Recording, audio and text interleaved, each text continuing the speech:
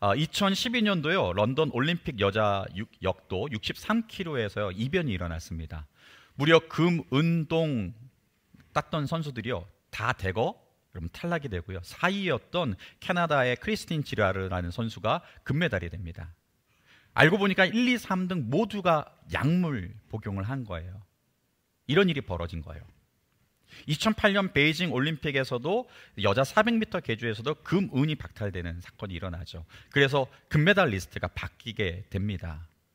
능력이 탁월했고 되게 저 사람 기량이 되게 훌륭하다라고 생각했는데 그게 꼭 결승선, 그게 꼭 정상에 오르지는 않는다라는 것을 보여줍니다. 여러분 르우벤은요 첫째로 태어났습니다. 그런데 장자의 권리를 얻지 못합니다. 하나님께서 보시는 이 첫째라는 자리, 가장 높은 데 있는 자리가 아니었습니다. 하나님께서 보시는 것은요 그가 걸어온 과정들, 선택들을 보시는 겁니다. 출발선이 결승선은 아니에요. 하나님께서 보시는 건 그런 거예요. 첫째로 분명히 태어났어요. 첫째로 출발했지만 결승선에 가보니까 꼭 1등은 아니더라. 이걸 보여주세요. 하나님께서 우리에게 주목하시는 바가 뭐냐면 우리가 받은 자리를 주목하는 게 아니에요. 잘 생각해 본다면 실은 우리가 선택하지 않은 것들을 참 많이 받았습니다. 내 키를 선택하지 않았어요. 때로는 지적 능력, 때로는 여러 가지 것들이요 실은 부여된 것이 많습니다. 하나님께서 보시는 건 부여된 자리라기보다는요 그 부여된 자리에서 어떤 태도를 가졌냐, 어떤 선택을 하느냐 이걸 보세요. 오늘 두 사람 르우벤과 요셉을 통해서요 이걸 드러내시는 거세요. 진짜 장자가 누구냐, 진짜 장자의 복을 받을 만한 자가 누구냐라는 것을 보여주시죠. 이제 야곱은요 그의 12아들에게 축복하려고 합니다. 그게 49장의 내용이에요. 자, 그런데 49장에서 야곱이 축복하는데요 이제 생애 끝자락이니까, 죽기 직전이니까 자식들 불러놓고 그냥 좋은 얘기, 그냥 너 잘 될 거야, 그냥 뭐 떠나가는 마당에 불편한 얘기 할 필요 있냐, 그냥 좋은 게 좋은 거야 라고만 얘기할까요? 그렇지 않습니다. 49장의 축복은요 나름의 기준이 있습니다. 그 기준들이 뭘까요? 먼저 1절에 보면 너희는 모이라, 너희가 후일에 당할 일을 내가 너희에게 이르리라 라고 얘기합니다. 후일에 당할 일을 얘기하겠대요. 그래서 성경학자들, 혹자들은요 49장을요 성경의 본격적인 예언장이다 라고도 얘기합니다. 예언의 시작이다 라고도 얘기합니다. 야곱, 그는 과거에 현재에 굉장히 집착한 사람 아닙니까? 현재의 문제를 해결하고 현재의 복을 받는 것, 이게 야곱의 주된 관심사였는데 어느새 노년에는요 후일, 미래에 관심이 있어요. 앞서 48장에서 요셉의 두 아들들이 오잖아요. 므낫세와 에브라임인데 손을 엇갈립니다. 그리고 에브라임 므낫세로 축복을 하죠. 그런데 여기서 성경은 일관되게요 야곱이 했다라고 하지 않고 하나님께서 주신 새 이름 이스라엘이 그랬다라고 얘기합니다. 이스라엘이 그랬대요. 그 얘기는 한 노인의 그냥 자기의 마음의 투사나 이런 게 아니라 하나님께서 이스라엘을 통해서 하실 일을 이스라엘을 통해서 아에게 하시는 것이죠. 자, 야곱이 아들들 부릅니다. 그런 다음에 이렇게 얘기합니다. 너희 아버지 이스라엘에게 들을지어다. 야곱이 아니라 이스라엘에게 들으래요. 동일합니다. 이제 그들이 들어야 될 존재는 누구에게 듣는 거예요? 이스라엘을 통해서 듣는 거예요. 누구의 뜻을요? 하나님께서 하실 일을요. 맞습니다. 창세기 49장에 그냥 막 복주는 게 아니라 하나님께서 하실 일을 드러내는 것입니다. 여기에 예외가 있을까요? 장자부터 막내까지요 모두가 다 이스라엘이 하는 얘기를 들어야 되는 것이죠. 그렇기 때문에 후일에 당할 일이라는 것은요 야곱이 그냥 점지해 주거나 야곱이 그냥 자기의 소원을 얘기하는 게 아니라 하나님께서 그를 통해 하시고자 하시는 말씀을 전언하는 것입니다. 자, 이어서 또 한 가지 기준이 나와요. 그 기준은 뭐냐면 28절에 가면요 그들이 각 사람의 분량대로 축복하였더라 라고 나옵니다. 각 사람의 분량대로래요. 성경은 일관되게 좀 이 메시지를 갖고 갑니다. 분량대로. 특별히 신약에 가보면 정말 잘 드러나죠. 예수님께서 달란트 비유를 하시죠. 마태복음 25장에 달란트 비유를 하시는데 달란트 동일하게 줬습니까? 아니죠. 5달란트, 2달란트, 1달란트로 비유하시죠. 그 이유가 무엇일까요? 각기 그 재능대로 주시는 거예요. 분량대로 주세요. 사도 바울 같은 경우는 고린도전서 12장에 가보면 성령의 은사를 얘기하는데 성령의 은사도 마찬가지입니다. 모두 똑같습니까? 아니죠. 각기 다릅니다. 각기 달라요. 하나님께서 그분의 뜻대로 나눠주시고자 하시는 대로 주시는 게 성령의 은사라는 거예요. 또 한 가지 에피소드가 나옵니다. 요한복음 21장에 가보면요, 베드로가 예수님으로부터 이런 얘기를 듣습니다. 너 앞으로 네 마음대로 다닐 수 없어. 그리고 그가 죽을 것도 말씀해 주십니다. 순교에 대한 예언이기도 합니다. 그때 베드로가 옆에 있는 요한을 보면서 주님, 이 사람은 어떻게 됩니까? 라고 물으니까 예수님께서 답변하십니다. 내게 무슨 상관이냐? 이 얘기는 뭘까요? 예수님의 제자들이라 할지라도 각 제자들에게 주신 복과 사명은 각기 다르다라는 것이죠. 여러분, 우리 속담에 남의 떡이 커 보인다라고 그러잖아요. 여러분, 남의 분량을 쳐다보기보다 하나님께서 내게 주신 달란트, 내게 주신 분량을요 더욱더 개발해서 남길 수 있는 사람 되길 주름으로 축원합니다. 그게 중요한 거죠. 그런데 안타깝게도 복을 받았지만요, 정말 중요한 복을 받았지만 그 복마저 잃어버리는 사람이 나와요. 누굴까요? 르우벤이죠. 야곱의 첫째 아들 르우벤이에요. 성경에는 장남에 관한 복이 있습니다. 분명히 말씀합니다. 그에게는 두 몫을 줄 것이다. 자기 기력의 시작이고 장자의 권리가 그에게 있다라고 신명기 21장에서 분명히 드러내요. 여러분, 야곱도 이를 인정할까요? 야곱도 인정해요. 하나님께서 주신 순서, 첫째로 태어난 것에 대한 인정을 해요. 그래서 3절에서 가보면 르우벤을 향해서 야곱은 이런 말을 한답니다. 너는 내 장자요, 내 능력이요, 내 기력의 시작이고 너 위풍이 월등하고 권능이 탁월하다. 르우벤을 향해서 어마어마한 얘기를 하지 않습니까? 장자다, 능력이다, 기력의 시작이다, 위풍도 당당하다, 탁월하다. 얼마나 대단한 존재입니까? 그런데 4절에 곧장 이어서 뭐라고 얘기하냐면 너 탁월하지 못할 것이다. 탁월하지 못한대요. 아니, 엄청난 분량을 가졌는데 엄청 탁월한데 탁월하지 못할 거래요. 그 이유가 무엇일까요? 내가 아버지의 침상에 올라 더럽혔음이도다. 그가 내 침상에 올랐었도다. 4절에서 연거푸 얘기해요. 실제 르우벤이 한 일이 뭘까요? 야곱의 아내, 야곱이 사랑한 라헬의 몸종이었던 이 비라와 동침을 했습니다. 그걸 기억하고 있는 거예요. 그런데 이 동침한 시점이 좀 묘해요. 어느 때 동침을 했냐면 35장 22절에 가보면 베델 땅을 떠나서 야곱이 아버지 이삭에게로 가려고 합니다. 헤브론으로 가려고 그래요. 그 헤브론은 가는 길 가중에서 야곱이 정말 사랑했던 이 라헬이요, 막내 베냐민을 낳다가 죽게 되죠. 그리고 베들레헴 곁에다 묻죠. 그리고 나서 에델망대를 지나서 장막을 치고 있을 그때 르우벤이 비라와 동침을 하는 거예요. 여러분, 라헬의 여종이면서 야곱의 처예요. 근데 라헬, 자기 여주인 라헬이 죽었잖아요. 이제 비라의 신부는요 자유인이 될 수 있어요. 몸종이 아니라 어떻게 보면 자유하게 될 수 있는 시점이에요. 야곱 가족 내에 권력 구조가 약간 변동이 일어날 수 있는 시기죠. 르우벤은 장자이긴 했지만 약간 불안할 수 있었습니다. 왜냐하면 아버지 야곱이요, 자신이 사랑한 라헬이 낳은 첫 번째 아들 요셉을 너무 사랑했잖아요. 특별히 아꼈잖아요. 바로 그러할 때 라헬이 죽고 라헬의 몸종이었던 비라와 동침하는 것은 뭘까요? 자기의 권력을 확실하는 거예요. 자기의 장자 자리를 좀 더 확실하게 하는 거예요. 라헬 계열에 대한 도전이기도 합니다. 봐라, 내가 이만한 힘이 있어. 여러분, 이 일이요 나중에 훗날 역사 속에서 재현되는 거 아십니까? 사무엘하 16장에 가보면 다윗의 아들 압살롬이 반란을 일으키죠. 그리고 반란을 일으킨 다음에 내가 아버지의 자리를 확고히 했다, 내가 이제는 아버지 필요 없어, 거의 내 자리야 라는 것을 어떻게 보여줍니까? 대낮에 사람들 보는데 후궁들을 취하잖아요. 아버지의 후궁들을 취합니다. 동침합니다. 넘지 말아야 될 선을 넘어버린 거죠. 르우벤이 그와 같은 일을 했습니다. 기력의 시작이고 위풍도 당당하고 여러분 탁월하지만은 정말 탁월하지 못한 행동을 했죠. 그런 행동이 결국 뭘 갖고 와요? 그의 분량, 그의 장자라는 분량을 찌그러뜨리는 것 같아요. 아니요, 그의 분량을요 내동댕이 치는 것과 같아요. 훗날 율법이 주어져요. 레위기 20장이나 신명기 27장에서 동일하게 얘기합니다. 그의 아버지와 아내와 동침하는 자는 둘 다 반드시 죽여라.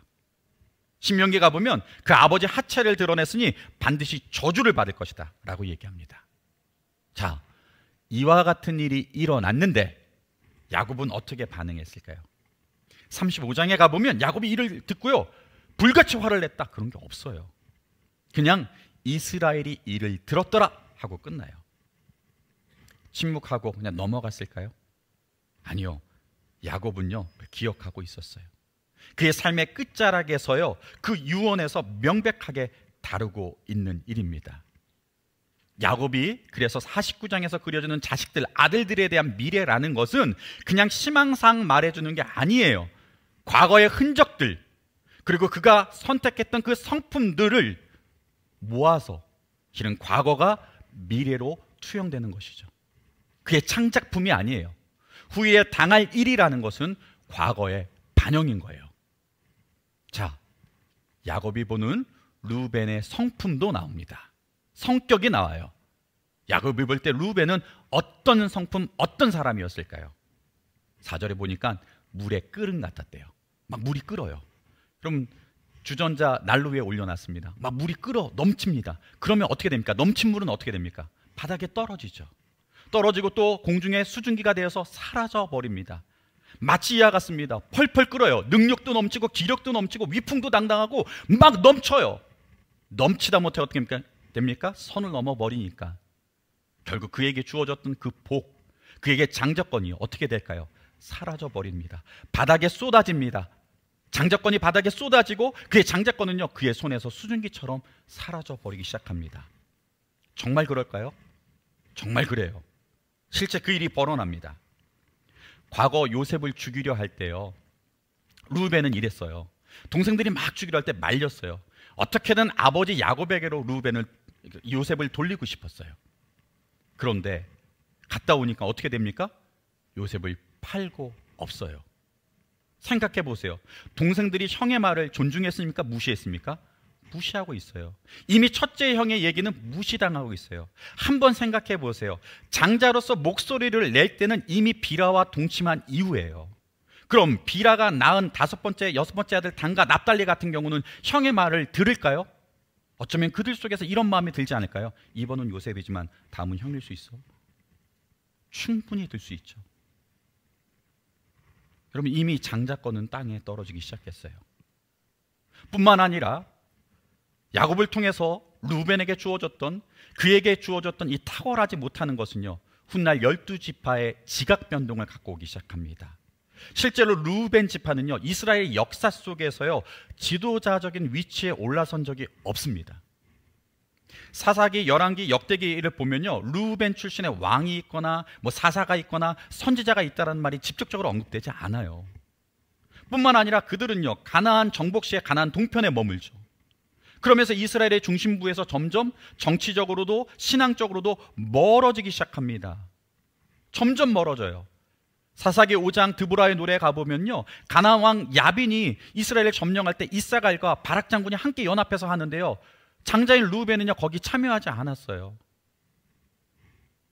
뿐만 아니라 요단 동편에서 기업을 차지하는데요 성읍들이 약탈당합니다. 심지어 신명기 33장 6절에 가보면 모세가 기도할 정도예요. 그들이 죽지 않고 그들의 수가 줄어들지 않게 하옵소서. 그 상황에 이르러요. 그리고 결국 루벤 지파는요 그 땅의 신들을 간음하듯 섬기다가요 아수르로 끌려가게 돼요. 그럼 나중에 아수르에서 돌아오게 되잖아요. 포로지에서 돌아오게 되잖아요. 근데 돌아오는데 포로기 이유를 드러내는 에스라나 느헤미야, 역대기에 보면요 루벤 지파의 복귀나 그 계열들이 왔다라는 언급은 없어요. 혹 올 수는 있는데 성경에 직접적으로 드러나지 않아요. 루벤 지파 보세요. 여러분 이미 벌써 뭐예요? 장자의 지파가 아닌 거예요. 떨어지고 있어요. 그렇다면 장자권 자체가 사라질까요? 그건 아니에요. 장자권이 이동합니다. 누구에게로 갈까요? 요셉에게로 가죠. 요셉에게로 갑니다.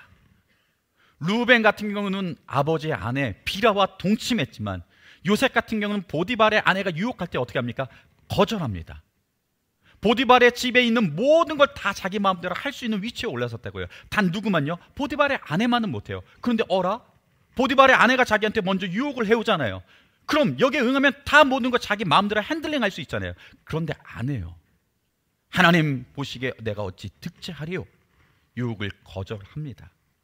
여러분, 이로 인해서 그는 감옥에 가는 억울함을 겪어요. 세상 사람들 보기에 그는 참 기구하지 않습니까? 야, 형제들에게 팔려 여기까지 왔대. 그래, 종살이로 잘 나가는 것 같더니 봐봐. 그러다가 저 감옥에 간 거 봐봐. 그의 인생 기구하지 않습니까? 남들 보기에 그의 복의 분량이라는 것은 이미 찌그러졌고 이미 정말 움켜졌고 저 밑바닥까지 여러분 버려진 것 같이 보이지 않습니까? 그래요. 세상 보기엔 사람 눈에는 그렇게 보여요. 근데 중요한 건요, 하나님 눈에는요, 하나님 눈에는 그 분량이 찌그러들었을까요? 아니죠. 오히려 어땠을까요? 깨끗한 그릇이잖아요. 하나님께서 어떤 사람 쓰십니까? 깨끗한 사람 쓰시죠. 그에게는 복을 담아줘도 될 만한 사람인 거예요. 세상 보기에는 찌그러졌지만 하나님께서는 복을 더 담아줄 만한 그릇인 거죠. 우리 모두가 그와 같이 되길 주로 축원합니다. 정말 복 받을까요? 그의 분량이 드러납니다. 우리 살폈지만 이미 48장에서 요셉이 두 아들을 데리고 들어오죠. 그리고 그때 무슨 일을 합니까? 그 두 아들을요, 자기의 아들 야곱의 아들로 입양합니다. 삼촌들과 어깨를 나란하게 만들어요. 12지파로 세우는 거예요. 정말 지파가 될까요? 지파가 되죠.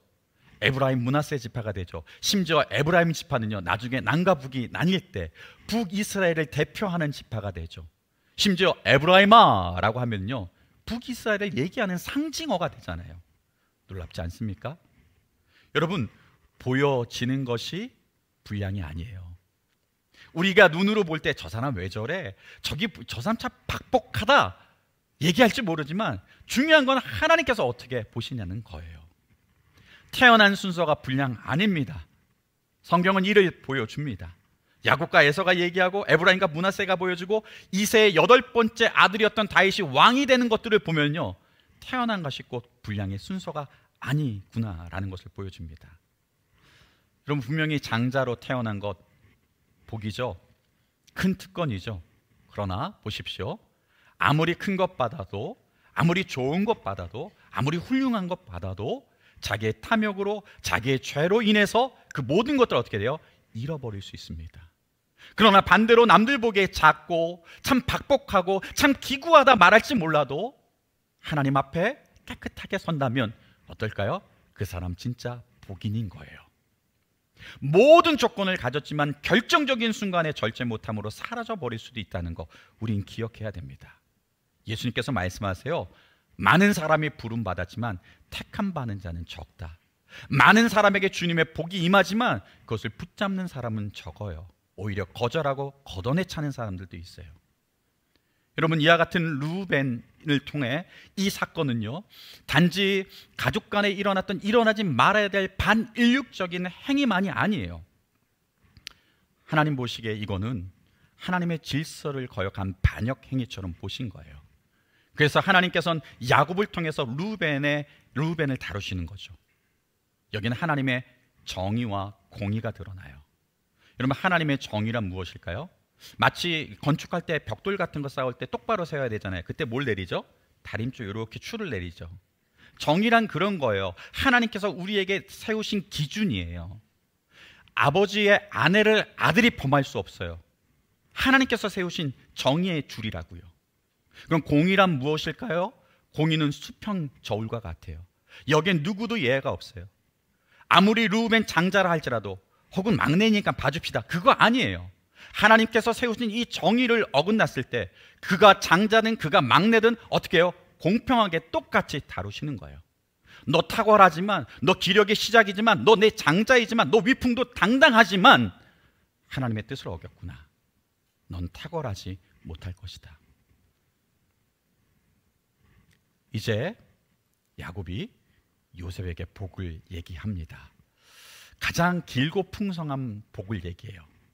22절부터 26절에 가보면요, 요셉에게 주는 복들이 진짜 엄청납니다. 먼저 22절을 보면요, 그에게 이런 얘기를 합니다. 요셉은 무성한 가지 곧 샘 곁에 무성한 가지라. 그 가지가 담을 넘었다라고 얘기합니다. 무성한 가지다, 무성한 가지다라고 해요.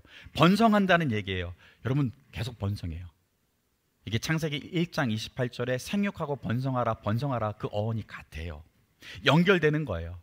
더군다나 샘 곁에 가지래요. 시편 1편 3절에 시냇가에 심은 나무처럼요. 요셉의 복이에요. 야곱이 바라볼 때 요셉이라는 존재는 어떤 존재냐면요, 정말 샘 곁에 뿌리를 내린 존재예요. 야, 가만히 보니까요, 요셉은 하나님의 복 안에 뿌리 내린 사람이에요. 하나님께서 복 주시는 존재예요. 그러니 어떨까요? 시절이 어렵고 그게 종살이든 그게 감옥살이든 그게 요셉의 총리가 됐던 어떤 상황에도 하나님께서 복 주시고 붙잡으시니까요, 이제는요 담을 넘어가요.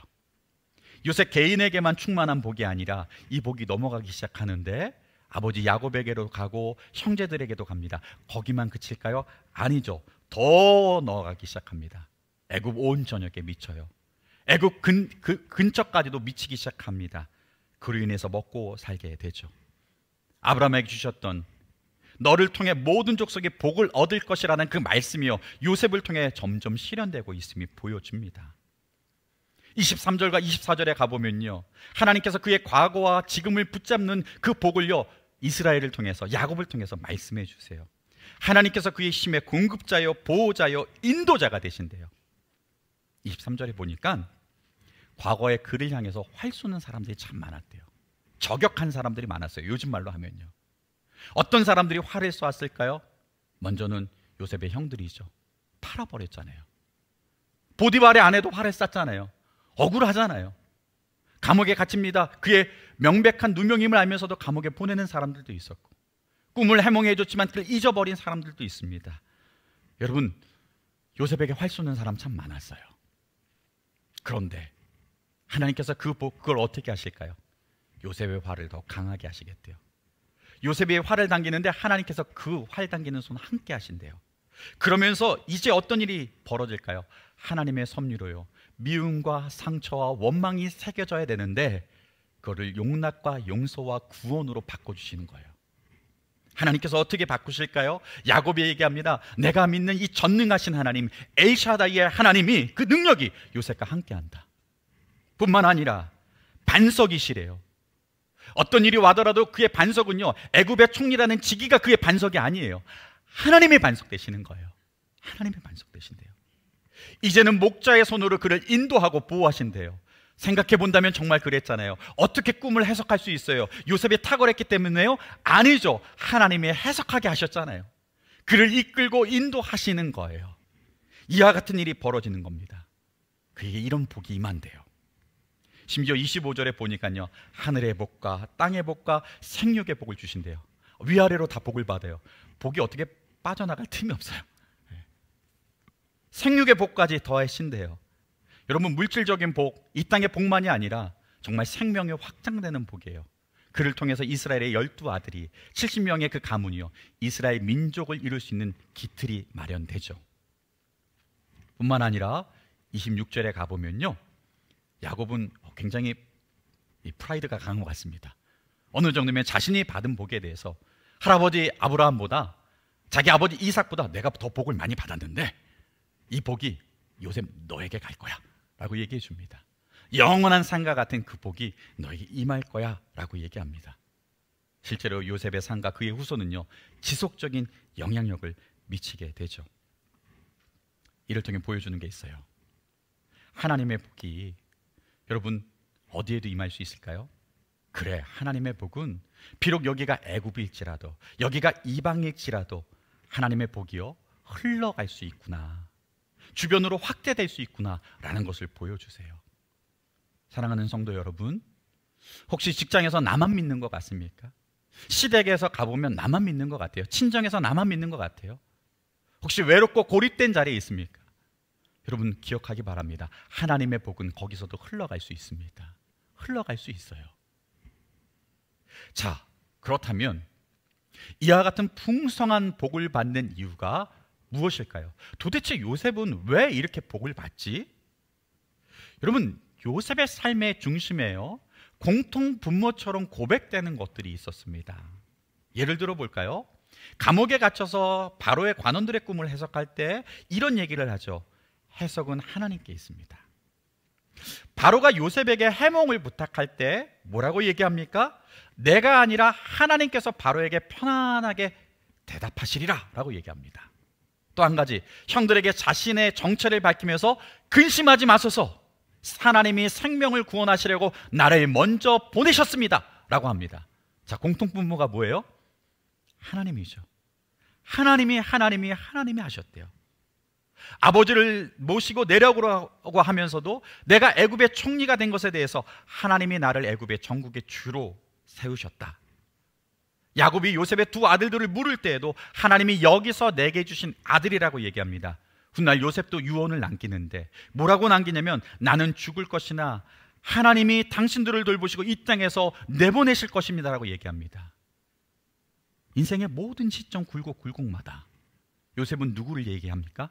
하나님이죠. 하나님을 통해서 투영시키는 삶이었었어요. 그게 그의 선택이었어요. 그의 분량이 세상 보기에 찌그러지고 작은 것 같지만 그때마다 하나님을 바라보고 있었어요.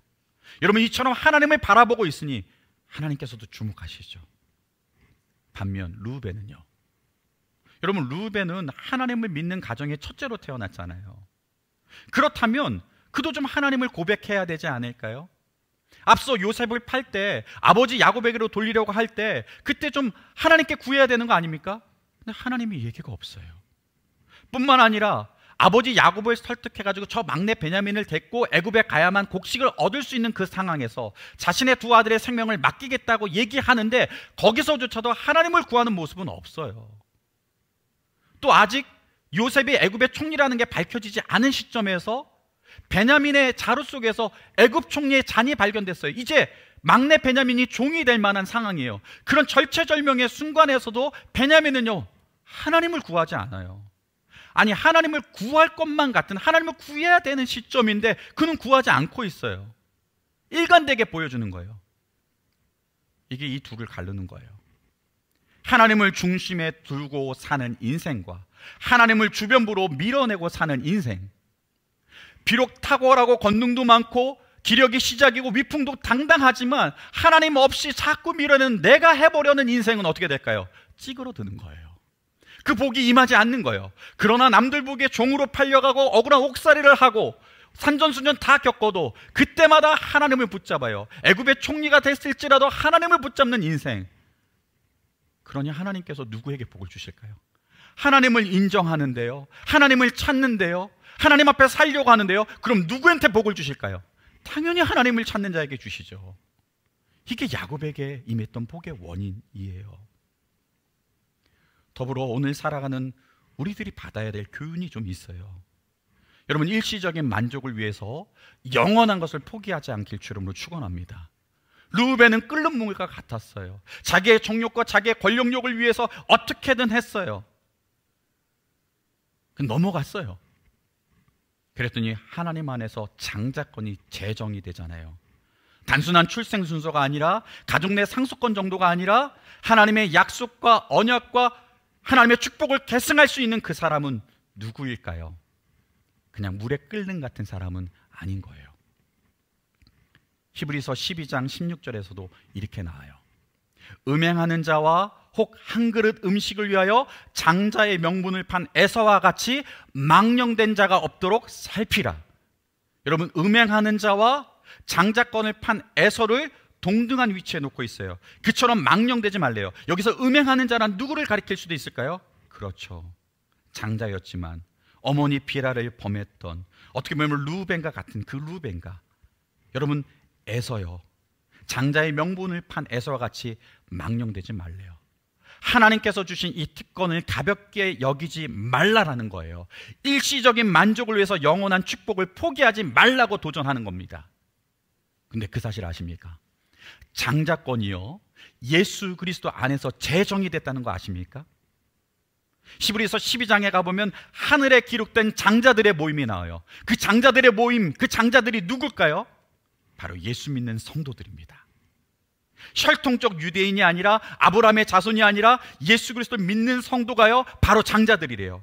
갈라디아서 3장 29절, 너희가 그리스도의 것이면 곧 아브라함의 자손이요 약속대로 유업을 이을 자다라고 말씀하세요. 성도는 누굴까요? 하늘의 장자들입니다. 하나님 나라의 상속권을 가진 이들입니다. 그러니 오늘 성도들인 우리가 여러분들 하나님께서 주신 이 귀한 특권을 소홀히 하지 않길 주름으로 축원합니다. 영적인 가치를 순간의 유익이나 순간의 유혹에 여러분 넘기지 않길 주름으로 축원합니다.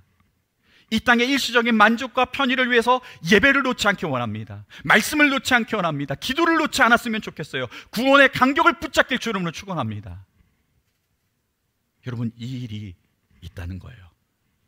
성도는 누구라고요? 하늘의 장자들이에요. 하늘에 기록된 장자들이에요. 이제 그러니 어떻게 해야 될까요?